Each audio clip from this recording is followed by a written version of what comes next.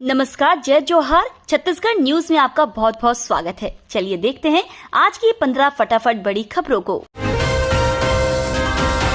छत्तीसगढ़ में समीकरणों को साधने में जुटी बीजेपी।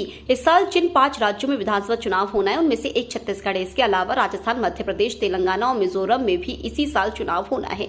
ऐसे तो मध्य प्रदेश, राजस्थान और तेलंगाना के मुकाबले सीटों के लिहाज से छत्तीसगढ़ छोटा प्रदेश है, लेकिन राजनीतिक तौर से वहां की सत्ता का महत्व कहीं से भी कम नहीं है। छत्तीसगढ़ विधानसभा चुनाव में अब चंद महीने ही बाकी रह गए हैं। चुनाव तैयारियों को लेकर केंद्रीय निर्वाचन आयोग की सक्रियता छत्तीसगढ़ में बढ़ने लगी है। चुनाव से सीएम भूपेश बघेल का मास्टर स्ट्रोक। छत्तीसगढ़ विधानसभा चुनाव से पहले CM Bhupesh Baghel master stroke चल सकते हैं। सूत्रों का कहना है कि लंबे समय से नियमितीकरण की मांग कर रहे संविदा कर्मियों को सीएम 15 अगस्त को बड़ा तोहफा दे सकते हैं। नियमितीकरण की मांग को लेकर लंबे समय से आंदोलन कर रहे संविदा कर्मी को सरकार अब नियमित करने का फैसला लेने जा रही है, जिसको लेकर छत्तीसगढ़ सरकार ने दिशा तय कर ली है। दैनिक वेतन भोगी संविदा कर्मी और अनियमित दैनिक वेतन भोगी श्रमिकों को नियमित करने की घोषणा कर सकते हैं। भूपेश बघेल का पीएम मोदी पर हमला। संसद में मणिपुर मुद्दे को लेकर लगातार सत्ता पक्ष और विपक्ष के बीच तकरार जारी है। विपक्ष प्रधानमंत्री के वक्तव्य पर अड़ा हुआ है। इसी मसले पर भूपेश बघेल ने कहा, देश के प्रधानमंत्री आखिर कब बोलेंगे? प्रधानमंत्री बयान दे, चर्चा के लिए वह क्यों नहीं आ रहे हैं? इतनी सी तो बात है, वह देश के प्रधानमंत्री यह प्रचार करने जा सकते हैं। बघेल ने एक सवाल के जवाब में किसानों की स्थिति का जिक्र करते हुए कहा कि भाजपा की मानसिकता है कि वे किसानों के दर्द को नहीं समझ सकते। किन परिस्थितियों में वह फसल उगाते हैं उन्हें कीमत नहीं मिलती और घाटा हो जाता है। सुकमा रेप मामले में आरोपी गिरफ्तार। सीएम भूपेश बघेल ने की पुलिस एक्शन की तारीफ। छत्तीसगढ़ के सुकमा जिले के एर्राबोर में कन्या आवासीय विद्यालय पोटा कैबिन में अध्ययनरत बालिका के साथ हुए दुष्कृत्य मामले में थाना एर्राबोर में पॉक्सो एक्ट के अंतर्गत कार्रवाई करते हुए आरोपी माधवी हिरमा को गिरफ्तार कर लिया है। पॉक्सो एक्ट के अंतर्गत आवासीय विद्यालय की अधीक्षिका पर भी पॉक्सो एक्ट के तहत मामला दर्ज किया गया। मामले की गंभीरता और संवेदनशीलता को देखते हुए तत्परता से की गई कार्रवाई के लिए मुख्यमंत्री भूपेश बघेल ने सुकमा पुलिस की प्रशंसा की है। सीएम भूपेश के सामने घोषित कामों को पूरा करने की चुनौती। कई घोषणाएं कागजों में अधूरी।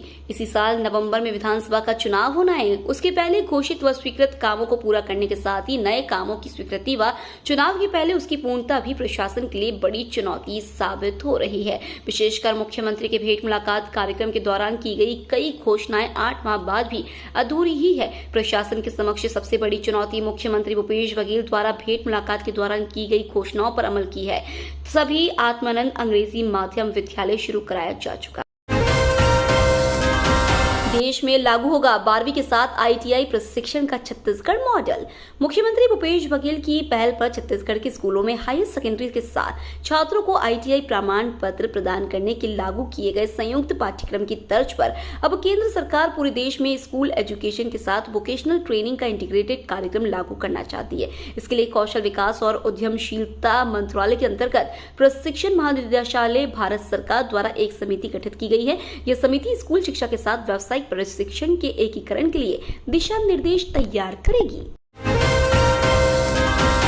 नीति आयोग की डेल्टा रैंकिंग में राजनांदगांव ने मारी बाजी। मुख्यमंत्री भूपेश बघेल ने जिला प्रशासन और पंचायत, कृषि एवं जल संसाधन विभाग के अधिकारियों एवं कर्मचारियों को बधाई एवं शुभकामनाएं दी हैं। उन्होंने कहा कि कृषि एवं जल संसाधन के क्षेत्र में जिले में उत्कृष्ट कार्य हुए हैं। नीति आयोग द्वारा जारी इंडिकेटर्स जैसे माइक्रो इरिगेशन से रकबे में वृद्धि, मनरेगा अंतर्गत तैयार जल स्रोत, पशुओं के टीकाकरण, कृत्रिम गर्भाधान और कृषि उत्पादकता में बढ़ोतरी कर राजनांदगांव जिले ने यह सफलता हासिल की है। मई 2023 में जारी डेल्टा रैंकिंग में देश के सबसे विकसित आकांक्षी जिलों में राजनांदगांव ने तीसरा स्थान हासिल किया है। अरविंद केजरीवाल की छत्तीसगढ़ के लिए बड़ी रणनीति। छत्तीसगढ़ चुनावी मुहाने पर खड़ा है। चुनाव जीतने के लिए राजनीतिक दल पूरी ताकत झोंक रहे हैं। राज्य की 2 प्रमुख पार्टी कांग्रेस और बीजेपी ने ग्राउंड पर अपनी चुनावी अभियान शुरू कर दी है। इसके साथ आम आदमी पार्टी ने भी संगठन मजबूत करने के लिए गांव-गांव तक पहुंच रही है। इस दौरान आम आदमी पार्टी प्रदेश स्तर से लेकर गांव तक पार्टी के संगठन को मजबूत करने के लिए राज्य के 20,000 से अधिक गांवों में ग्राम समिति और वार्ड समिति गठन कर रही है। शराब प्रेमियों के लिए बुरी खबर, छत्तीसगढ़ में बंद रहेंगे शराब दुकान। छत्तीसगढ़ के कलेक्टर एवं जिला दंडाधिकारी अजीत वसंत द्वारा मुहर्रम के अवसर पर 29 जुलाई को शुष्क दिवस घोषित किया गया है। जिले में स्थित समस्त देशी विदेशी मदिरा की फुटकर दुकानें एवं FL4 का व्यवसायिक क्लब व FL7 सैनिक कैंटीन को पूर्णतः बंद रखा जाएगा। शुष्क दिवस के दौरान जिले में अवैध मदिरा संग्रहण, विनिर्माण, परिवहन व विक्रय पर पूर्णतः नियंत्रण रखने के लिए जिला आबकारी अधिकारी को निर्देशित किया गया है। छत्तीसगढ़ में फैला आई फ्लू, नवोदय विद्यालय में दर्जनों बच्चे संक्रमित। इन दिनों प्रदेश में बरसात की मौसम बीमारी के साथ साथ आई फ्लू के मामलों में लगातार तेजी देखी जा रही है। प्रदेश में आई फ्लू तेजी से फैल रहा है। छत्तीसगढ़ के अधिकतर जिलों में इस बीमारी के मरीज मिलने लगे हैं। आंख में होने वाले संक्रमण से लोग परेशान दिखाई दे रहे हैं। अस्पताल में आई फ्लू का इलाज कराने वालों की संख्या तेजी से बढ़ रही है। अंबिकापुर जिले के जवाहर नवोदय विद्यालय में आज 120 बच्चों में आई फ्लू का संक्रमण पाया गया है। विद्यालय में ही शिविर लगाकर बच्चों का इलाज शुरू कर दिया गया है। छत्तीसगढ़ में एक बार फिर बड़ा रेल हादसा, मालगाड़ी की 8 बोगी पटरी से उतरी। छत्तीसगढ़ के बिलासपुर रेल मंडल में बड़ा ट्रेन हादसा हुआ है। एक मालगाड़ी की 8 डिब्बे बेपटरी हो गए। इससे रेल लाइन क्षतिग्रस्त हो गई है। इसके चलते अब कई पैसेंजर ट्रेनों का आना जाना प्रभावित हो गया है।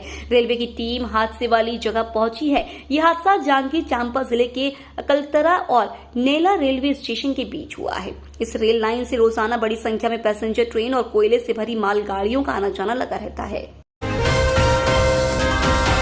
छत्तीसगढ़ में पिकाजिली एग्रो द्वारा एथेनॉल प्लांट स्थापित करने की योजना। पिकाजिली एग्रो इंडस्ट्रीज छत्तीसगढ़ के महासमुंद जिले के बेल टुकड़ी में 210 KLPD की क्षमता नई अनाज आधारित एथेनॉल यूनिट स्थापित करने की योजना बना रही है। नई परियोजना 22.24 एकड़ से अधिक भूमि को कवर करेगी और इसमें 6.25 मेगावाट का सह उत्पादन बिजली प्लांट भी शामिल होगा। प्रोजेक्ट टुडे में प्रकाशित खबर के अनुसार पिकाजिली एग्रो इंडस्ट्रीज परियोजना के लिए वित्तीय समापन प्राप्त करने की प्रक्रिया में है। वर्तमान में कंपनी टर्म्स ऑफ रेफरेंस का इंतजार कर रही है और अक्टूबर 2023 तक परियोजना पर काम शुरू करने की योजना बना रही है। कहीं आपके पास भी तो नहीं है स्टार चिन्ह वाला नोट? इन दिनों सोशल मीडिया पर 500 रुपए के नोट की तस्वीर वायरल हो रही है। दावा किया जा रहा है कि न्यूमेरिक वाले स्थान पर स्टार चिन्ह वाला नोट फर्जी है। कई पोर्टल्स के फर्जी स्क्रीनशॉट बनाकर यह अफवाह फैलाई जा रही है। PIB ने वायरल दावे को फर्जी करार दिया है। ब्यूरो ने कहा है कि 2016 से नए 500 रुपए बैंक नोटों में स्टार चिन्ह की शुरुआत की गई थी। अमिताभ बच्चन के पुराने ट्वीट से सोशल मीडिया पर बवाल। बॉलीवुड के महानायक अमिताभ बच्चन अपने एक पुराने ट्वीट को लेकर सोशल मीडिया में ट्रोल हो रहे हैं। उन्होंने सवाल उठाया कि अंग्रेजी भाषा में ब्रा एक वचन है तो पेंटी बहुवचन क्यों? इस ट्वीट पर एक यूजर ने लिखा, अच्छा सवाल बच्चन साहब, इसे KBC के अगले सीजन में पूछिए। दूसरे यूजर ने लिखा, सही सवाल है। एक ने ट्रोल करते हुए पूछा, आपसे ये उम्मीद नहीं थी। ये 13 साल पुराना ट्वीट है जो अचानक वायरल होने लगा। छत्तीसगढ़ के 18 जिलों में भारी बारिश का अलर्ट। मौसम विभाग ने छत्तीसगढ़ के 18 जिलों में भारी बारिश का अलर्ट जारी किया है। मौसम विभाग के अनुसार बंगाल की खाड़ी में मानसून की दिशा में बदलाव आया है, जिसके कारण अगले 24 घंटे तक छत्तीसगढ़ में लगातार बारिश की संभावना है। रायपुर, दुर्ग सहित 8 जिलों में रेड अलर्ट जारी किया गया है। मौसम विभाग के अनुसार रायपुर, दुर्ग सहित प्रदेश के कई जिलों में भारी बारिश। ये तो थी आज की बड़ी खबरें। डेली खबरों से अपडेट रहने के लिए चैनल सब्सक्राइब करना बिल्कुल ना भूलें। धन्यवाद।